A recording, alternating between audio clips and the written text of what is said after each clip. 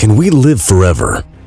We've been raised with the belief that death is inevitable, and so during our lives we consider the legacy of what each of us leaves behind. But what if you had unlimited time to pursue your life's work, your hobbies, and your dreams?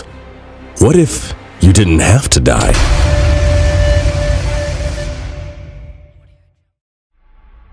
As science and medicine advances, the average human lifespan continues to increase from better care and medicines that treat diseases. Some scientists say that in the near future, perhaps within the next 50 years, immortality might be within our grasp. To begin to understand the aging process, we have to look at the laws of physics. There are 4 laws of thermodynamics, and the second law of thermodynamics basically implies that everything made up of atoms rusts, falls apart, or disintegrates. We are all made up of atoms, and those atoms must obey the second law of thermodynamics. But this doesn't mean that the law cannot be interfered with or changed. In fact, there is no law of physics that prevents us from finding the secret to living forever, or stopping and reversing entropy. Entropy can be interpreted as the degree of disorder or randomness in the system. Nothing is immune to the power of entropy, not even our bodies. Everything in the universe has the tendency to go from order to a decline into disorder. As we grow old, our own cells begin to betray us. If scientists find a way to reverse the damage that occurs normally to our cells, this could be the key to eternal life. We must take a closer look into our bodies on the cellular level. For a cell to remain youthful, it has to maintain the ability to detect and repair DNA damage, keep up its energy production, dispose of its waste, send out the right chemical messages, stay attached to other cells, and do many other things. Diseases of aging are associated with the failure of the DNA repair mechanisms. Our cells are very complex, but in each one of our cells, you will find what are called mitochondria. There are hundreds of these in each cell. You could consider these as tiny engines inside of each cell.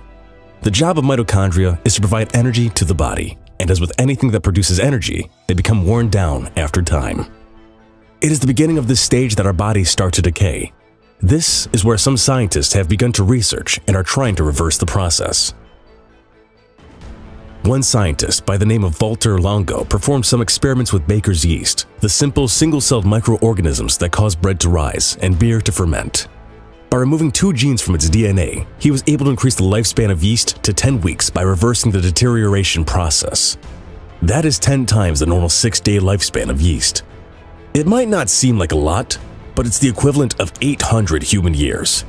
He then performed the same experiment on mice, and by removing the same 2 genes, the result was that it doubled their life expectancy. In case you didn't know, it might be worth to mention that scientists test on mice because their genetic blueprints are similar to ours, and 90% of genes associated with diseases are identical in humans and mice. As far as our current longevity is concerned, it seems that humans have a hard ceiling of living to 115 years old. It's possible that this age limit is biologically wired into our system. But there was one woman who lived to be 122 years old.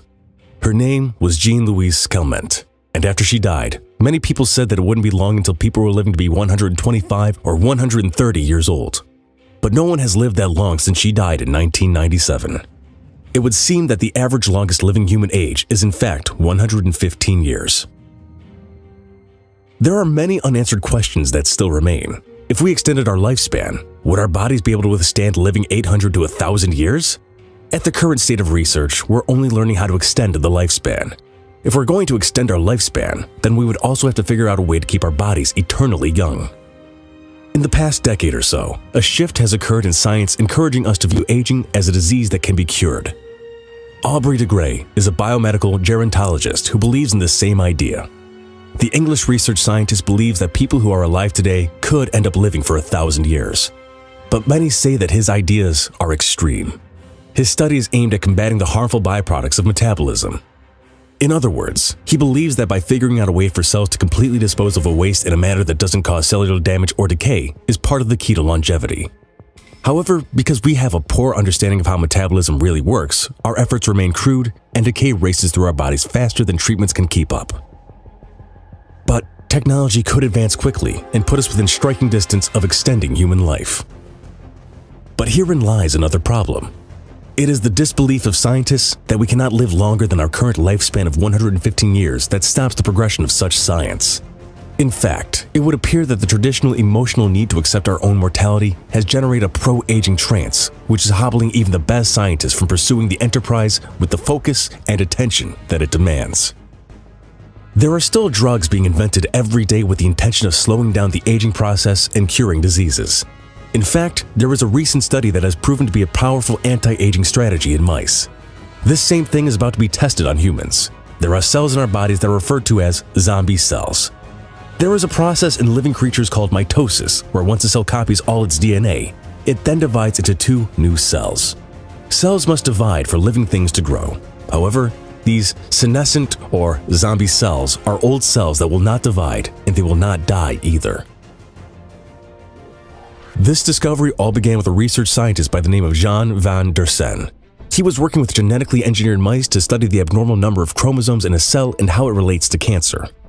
His mice were aging quickly, losing their hair, and their eyes were glazed over with cataracts far before their time.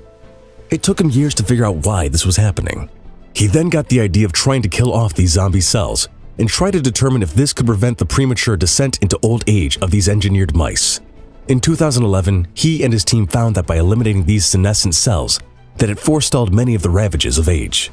Senescence is the gradual deterioration of function which is characteristic of most complex life forms. Currently, there are drugs based on small molecules called senolytics, which are designed to eliminate these zombie cells which refuse to die. This is a good thing, because such defective senescent cells persist to emit harmful chemicals that damage other healthy cells and cause inflammation, a process that is one of the basic mechanisms of aging. But this is only a small part of the process. While some scientists are optimistic, there are others that say that we would have to alter so many genes that it could take generations before any significant breakthrough would occur. And that is where artificial intelligence might come in.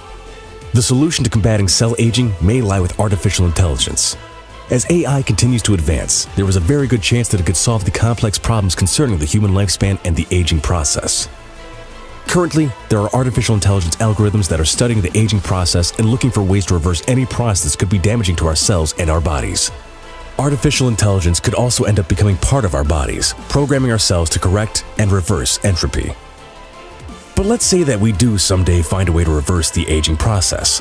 The planet will have a global population of 9.5 billion people by the year 2050. Our planet will struggle to sustain that kind of life with our diminishing resources, and people living forever would only compound these problems. And who would get the gift of eternal life? It certainly wouldn't be everyone. It would possibly be reserved for people like doctors or scientists. There are probably many people who want to live forever, but there are likely many people who are happy with the idea of finally resting in peace. It leaves us with one interesting question. Would you really want to live forever? It seems inevitable that in the future, if we survive long enough as a species, we will get to make that decision.